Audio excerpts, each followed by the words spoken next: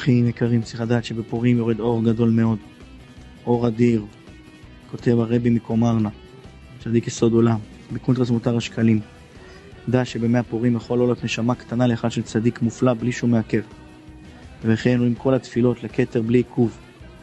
זאת אומרת, רבי מקומרנה כותב שבפורים מתגלה מדרגת האבא. אבא שאוהב את בניו, ואין שום הבדל בין צדיק קטן לצדיק גדול, אין עיכובים. כל השנה אנחנו בדרגה של עבד, עכשיו דרגה של בן. ולכן אדם יכול לפעול דברים נפלאים מאוד, עובר את כל הרקיעים, עובר את כל ההיכלות בשנייה. והוא אומר כך, קיבלתי בלחישה בלילה. לחישה בלילה זה גילוי מהשמיים. וכל זה נעשיתי הולך, רכיל מגלה סוד מאהבת ישראל. תראו מה הרב מגלה, תראו מה הרב מגלה.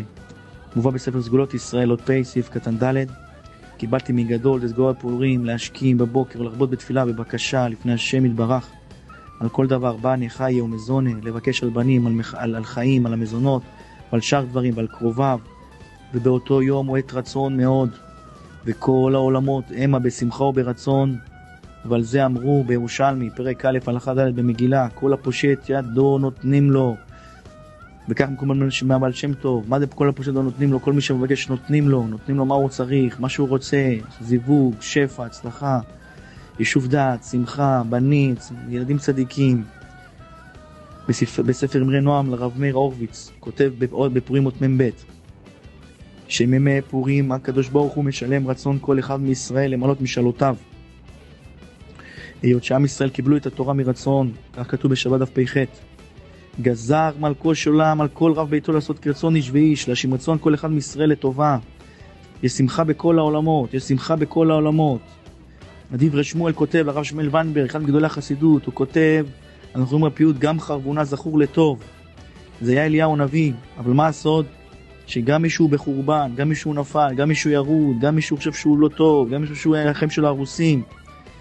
גם חרבונה זכור לטוב, גם הוא זכור לטוב בפורים, גם הקדוש ברוך הוא רוצה לשמוע את התפילות שלו, הקדוש ברוך הוא רוצה, משתוקק אליו, אומר לך, בני אני אוהב אותך, תחזור. צריך לדעת להתעורר, דברי שלום, אומר רבי מזידיצ'וב, הרדות של הרבי מקומרנה מקובל עצום הרבי מזידיצ'וב. כי שתיית יין בפורים הוא כמו תענית משבת לשבת.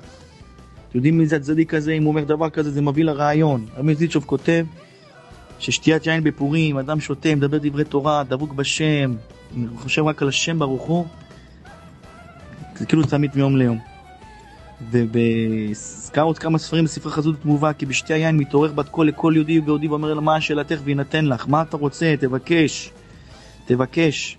לכן אנחנו כולנו צריכים להתחזק ובפורים, להתחדבק בשם ברוך הוא, להתחבר לשם ברוך הוא, להתפלל, לבקש, להודות לשם, וכך יהיה הדברים בהצלחה גדולה, ויהיה לנו שנה טובה ומתוקה, כל טוב.